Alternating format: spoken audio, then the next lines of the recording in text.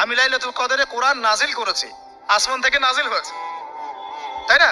এরকমই ওয়ানজালনাল হাদিদা, আমি হাদিদ লোহা নাজিল করেছি, ফীহি বাসুন শাদীদ, যে লোহার মধ্যে আছে কঠিন শক্তি, শক্তি আছে।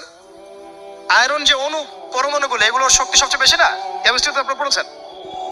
তাহলে এখন আল্লাহ পাক বলছেন কিয়ামতের দিন তাদের জন্য আযাবুন শাদীদ, যারা আল্লাহ পাকের খলিফার দায়িত্ব পালন করবে না, যারা খলিফার দায়িত্ব পেয়েও ন্যায় বিচার করবে না, ইনসাফ করবে না, প্রবৃত্তির অনুসরণ করবে, ঠিক আছে, আল্লাহর পথ থেকে বিচ্যুত হয়ে যাবে, তাদের জন্য কিয়ামতের মাঠে এই শাস্তি আছে। তাহলে আমরা কি খলিফা শব্দ বুঝতে পারলাম? আমাদের পিতা যে খলিফা, এটা কি বুঝতে পারলাম? আরে এখন বলেন তো, প্রত্যেক নবী কি আল্লাহর খলিফা ছিলেন না? ছিলেন কি না? প্রত্যেক নবী কি আল্লাহর বিধান দিয়ে বিচার ফয়সালা করেন নাই? মানুষের মাঝখানে ইনসাফ করেন নাই? ন্যায় বিচার প্রতিষ্ঠা করেন নাই? এরপরে সাহাবায়ে কেরামের যুগে তারা কি ন্যায় বিচার প্রতিষ্ঠা করেন নাই?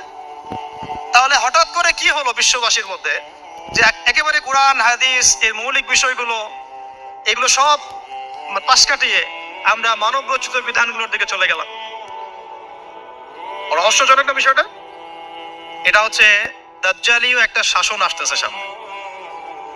দাজ্জাল নিজেকে খোদা বলে দাবি করবে, সে সমস্ত মানব জাতিকে বুঝাবে যে সেই খোদা, নাউযুবিল্লাহ।